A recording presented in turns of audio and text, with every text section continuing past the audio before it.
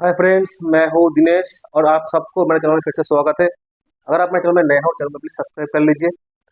आज हम लोग बात करने वाले हैं फायर मॉक डील के बारे में। वो क्या होता है, उसका फ्रीक्वेंसी क्या है, उसमें चेक पॉइंट्स क्या आता है। ठीक है, तो जो भी फैसिलिटी मैनेजमेंट से आप लोग हो या मेंटेनेंस टीम से हो, तो आपका बिल्डिंग में तो मॉक डील होता ही होगा, क्योंकि as per national building code में आता है। चलिए वीडियो करते स्टार्ट।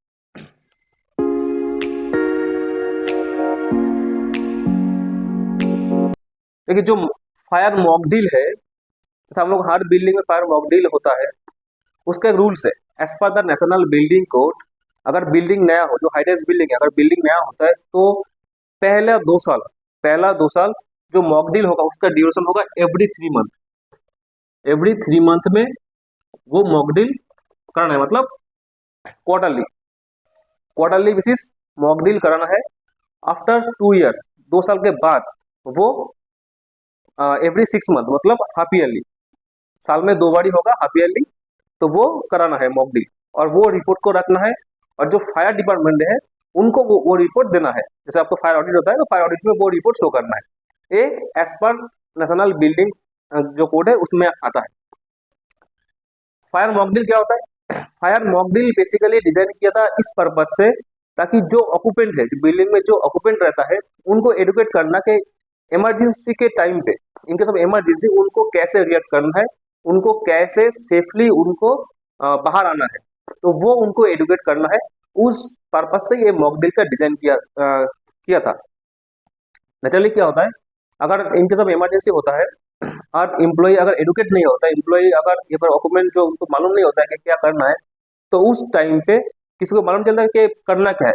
मान लीजिए कोई काम कर रहा है, अचानक से वो सायरन बज गया, एवाक्यूएशन का वो ये आ गया, अनाउंसमेंट आ गया, तो उस टाइम पे जब दिमाग काम नहीं करता है, तब कोई फाटक से निकल के या फिर कोई स्टेयर से निकल के ऊपर की तरफ भागने लगता है, जो ठीक नहीं है।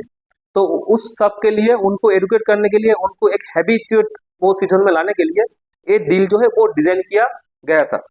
इसमें रियल केस में क्या होता है, अगर फायर लगता है या फिर कोई भी इमरजेंसी होता है, तो जैसे ही अनाउंसमेंट स्टार्ट होता है, तो जो ऑक्यूपेंट है उनको बोला जाता है कि आप जो नियरेस्ट फायर एग्जिट है, उनसे आप उससे आप निकल जाइए और आप असेंबली पॉइंट में जाके आप रुक जाइए। अब ये होता है रियल केस में। फिर उनको असेंबली पॉइंट में आना पड़ता है, और वहाँ पर उनको अटेंडेंस देना पड़ता है। तो इसको ही हम लोग हाफ ईयरली या फिर क्वार्टरली हम लोग प्रैक्टिस करते हैं, ताकि वो जब इंसिडेंट रियल में हो तो वो कुछ फॉल्ट ना आ जाए, मतलब उस प्रोसीजर में कुछ फॉल्ट ना आ जाए। उसके लिए डिजाइन क्या होता है, उसके लिए जो टीम है, जो मैनेजमेंट टीम है, उस टीम में डिजाइन होता है, काफी सारा डिपार्टमेंट होता है। जैसे एक होता है आपका एवाक्यूएशन टीम, एक होता है आपका एवाक्यूएशन टीम, जिसमें मेल फीमेल बोथ रहता है, मेल और फीमेल बोथ रहता है। एवाक्यूएशन टीम क्या क्या करता है? एवाक्यूएशन टीम, जैसे अगर आपका कंपनी में वीकली बेसिस रोस्टर बनता है या फिर 15 दिन का रोस्टर बनता है, तो उस रोस्टर के अकॉर्डिंगली एक एवाक्यूएशन टीम बनाया जाता है, कि ऐसा किया जाता है कि कौन सा बंदा इमरजेंसी के वक्त कौन सा फ्लोर में जाएगा। मतलब आप रियल सीन में अगर आप सोचो, तो अगर इमरजेंसी होता है, अगर मैंने एक टीम फिक्स कर दिया कि 1 से लेकर 10 तक जो बंदा है वो एवोक्शन टीम का अंदर है, तो जैसे रियल इंसिडेंट होता है, तो उन लोगों को मालूम कैसे चला कि कौन सा फ्लोर खाली करना है। तो ऐसा भी हो सकता है कि सारा जो बंदा है वो एक ही फ्लोर में चला गया, या फिर तब डिसाइड हो गया कि कौन कौन सा फ्लोर में जाएगा।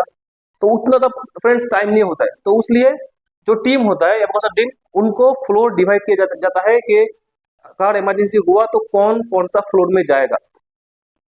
उसमें मेल फीमेल क्यों होता है? जो मेल एम्प्लॉय, जो मेल पर्सनल होता है, वो क्या करता है, वो फ्लोर खाली करता है। जो फीमेल है वो भी फ्लोर को खाली करता है, लेकिन फीमेल जो पर्सनल है, वो स्पेशली जो लेडीज वॉशरूम है, जहाँ पर लेडीज वॉशरूम है, वो सब एरिया चेक कर लेता है, ताकि उनमें कोई लेडीज अगर हो तो उनको जाके आगा करना कि आप तुरंत बिल्डिंग खाली करें। दूसरा टीम होता है रेस्क्यू टीम।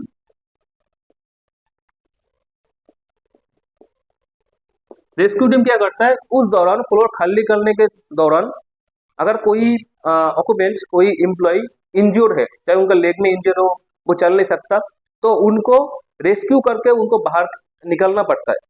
और उसके लिए हर एक फ्लोर में व्हील चेयर, स्ट्रेचर, ये सब अवेलेबल रहता है, और ये सब अवेलेबल रहना जरूरी है। हर एक फ्लोर में व्हील चेयर, स्ट्रेचर ये सब अवेलेबल रहता है। उस व्हील चेयर और स्ट्रेचर के जरिए से जो रेस्क्यू टीम है, जो इंज्योर्ड पर्सन है, उनको सेफली बिल्डिंग से बाहर निकल के लाता है। तीसरा क्या होता है? तीसरा होता है फायर वार्डन।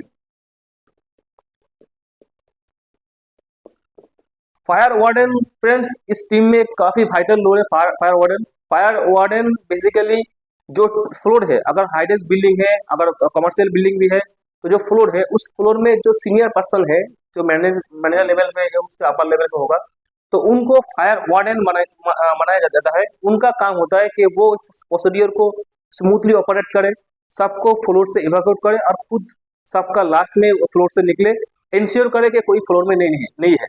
तो वो फायर वार्डन का होता है काम। एक होता है फायर मार्शल। फायर मार्शल क्या करता है? फायर मार्शल फायर वार्डन से कोऑर्डिनेट करता है, क्योंकि अगर मेरे इवैक्यूएशन टीम के अंदर बहुत बहुत बंदा है, तो हर एक से कोऑर्डिनेट नहीं हो सकता उस सीजन में। तो वो हर एक फ्लोर में, हर एक जो इवैक्यूएशन टीम जाएगा, वो कॉन्टेक्ट करेगा फायर वार्डन को, मतलब फ्लोर खाली करने के बाद फायर वार्डन को इन्फॉर्म करता है कि सर पूरा खाली हो गया। फायर वार्डन फायर मार्शल को इन्फॉर्म करता है कि मेरा पूरा फ्लोर खाली हो गया। फायर मार्शल जो असेंबली पॉइंट है, उस असेंबली पॉइंट को मैनेज करेगा, हर एक का जो अटेंडेंस है वो अटेंडेंस लेगा, और फायर ब्रिगेड से भी कांटेक्ट करेगा उस सीजन में। अगर आग लगता है, इंसिडेंट होता है, तो इस सीजन में फायर ब्रिगेड से भी कांटेक्ट करेगा फायर मार्शल। तो ये होता है बेसिकली टीम जो फायर एवैक्यूएशन जो ड्रिल है उसको अंजाम देता है। अब इसमें ये तो हो गया रियल सीजन में कि कौन क्या काम करेगा। अब हम लोग मॉक ड्रिल जो होता है, मॉक ड्रिल जो टेस्ट होता है, मतलब हम लोग क्या करते हैं, मॉक ड्रिल बेसिकली मैं अभी बोला था, डिजाइन हुआ था कि हर एक ऑक्यूपेंट को वो हैबिट करना, वो उनको एडुकेट करना कि कैसे हम लोग इमरजेंसी के टाइम में कैसे हम लोग बिल्डिंग को खाली करें। देखिए फ्रेंड्स, फर्स्ट प्रायोरिटी होता है ह्यूमन सेफ्टी, बिल्डिंग को पहले खाली करना है। लेकिन जो मॉक ड्रिल होता है, मतलब जो टेस्ट होता है, उसमें हम लोग और भी कुछ चेक करते हैं। और क्या क्या चेक करते हैं?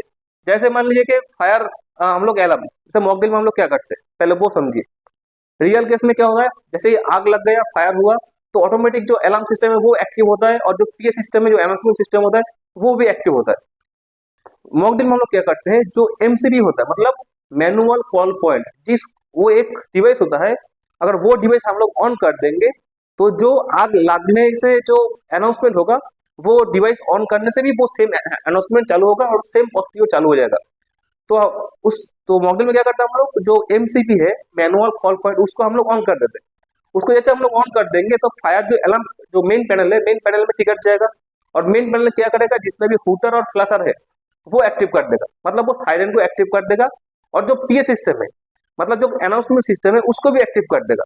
और अनाउंस सिस्टम में दोस्त फ्रेंड्स, एक रिकॉर्डेड अलार्म होता है, जिसमें क्या होता है, उसमें एक अनाउंसमेंट होता है कि आप जल्दी से फ्लोर खाली कर दीजिए, कि अभी एक इमरजेंसी सिचुएशन है, आप जल्दी से फ्लोर खाली कर दीजिए। वो एक अनाउंसमेंट वो रिपीटली, मतलब रिपीट होता रहेगा कि यहाँ पर अभी एक इमरजेंसी सिचुएशन हुआ है, आप जल्दी से आपका जो नियरेस्ट फायर एग्जिट है, वो एग्जिट से आप निकल जाइए।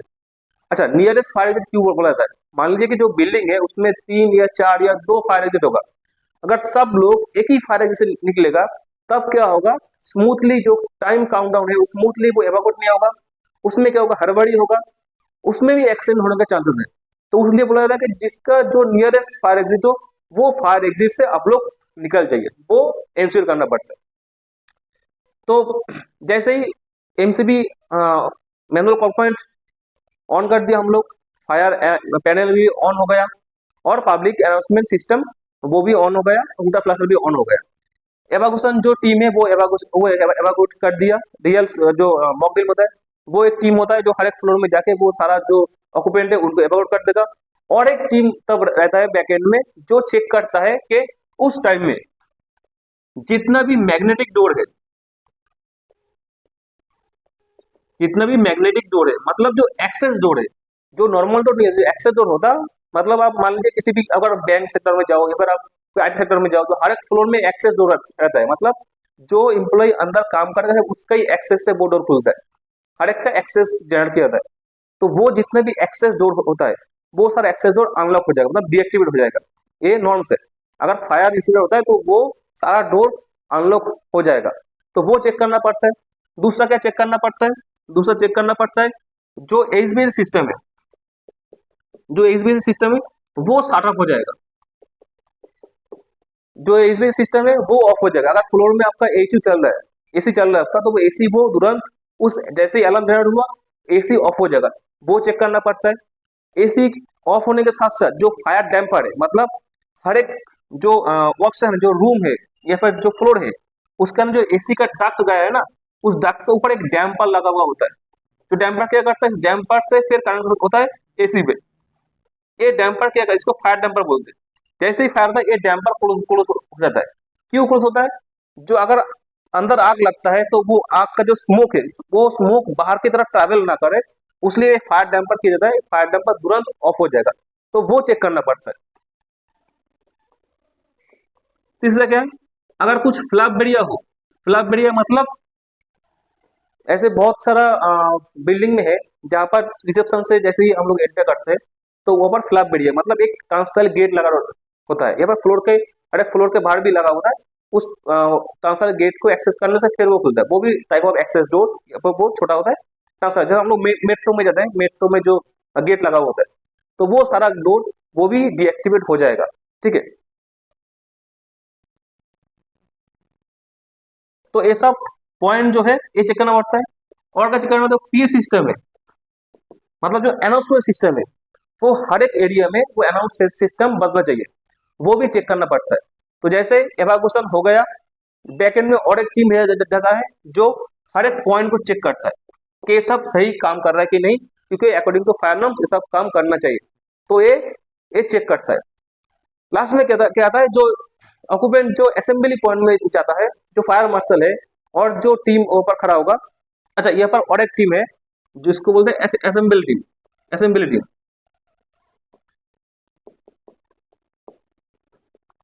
असेंबली टीम में क्या क्या होता है, हर एक फायर एग्जिट के नीचे एक या दो बंदा खड़ा होगा जो ऑक्यूपेंट फायर एग्जिट से उतर रहा है उनको गाइड करेगा कि उनको कहाँ पर जाना है असेंबली पॉइंट में। तो असेंबली पॉइंट में वो जो इम्प्लॉय है, जो ऑक्यूपेंट है, वो असेंबली पॉइंट में चला जाएगा और वो अटेंडेंस देगा। अब मैं एक रियल सीन आपको समझाता हूँ। ऐसे काफी बार मेरा भी लाइफ में देखा, काफी बार होता है जो एम्प्लॉय काम कर रहा है वो अटेंडेंस साइन नहीं करना चाहता है। कभी कभी ऐसे हुआ, उनको मालूम है ये तो होता है, कभी कभी टेस्ट होता है तो वो बाहर निकल के चला जाता है। लेकिन उनको समझाना है कि अटेंडेंस इंपॉर्टेंट क्यों है। रियल केस में अगर रियल फायर हुआ, अगर कोई एम्प्लॉय बाहर निकल के आता है और उनको अटेंडेंस देने का आदत नहीं है, वो निकल के चला जाता है, तब जो फायर मार्शल है वो जब जो एंट्री हुआ था एम्प्लॉय का और जो एग्जिट हो रहा है, जब उनका मैच करेगा, पहले तो वो हर एक नाम तो नहीं पड़ेगा, पहले देखा कितना क्वांटिटी कितना मैन पावर एंट्री हुआ है, कितना एग्जिट हुआ है। जैसे ही देखेगा कि कुछ कम है तो फायर मार्शल फिर इनिशिएट करेगा कि अंदर जाके वो रेस्क्यू करने में। तो उनको समझाना है कि अगर आप अटेंडेंस नहीं देते हो तो अगर आपका ये आदत नहीं हुआ तो अगर रियल फायर एक्सीडेंट हुआ आप तब भी अगर आप नहीं दिए तो आपका लिए किसी एक का जान जा सकता है, क्योंकि वो फिर से जाएगा चेक करने के लिए कि अंदर कौन फंसा है। तो वो उनको समझाना है कि आपको जो अटेंडेंस है वो आपको देना है। तो फ्रेंड्स, जो मॉक ड्रिल है वो बेसिकली इस फंक्शन पे काम करता है।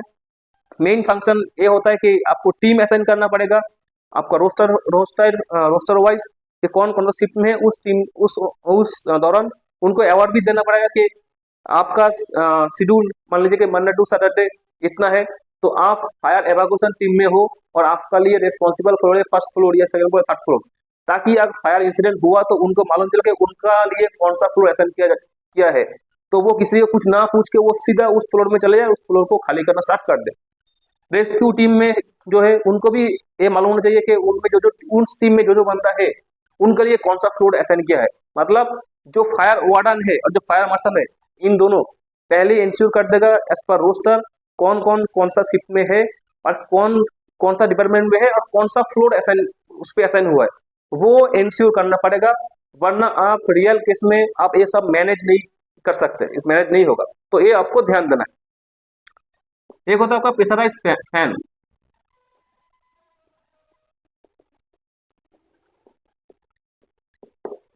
तो फ्रेंड, काफी सारा बिल्डिंग में जो फायर एग्जिट है फायर एग्जिट में एक प्रेशराइज फैन लगा हुआ होता है।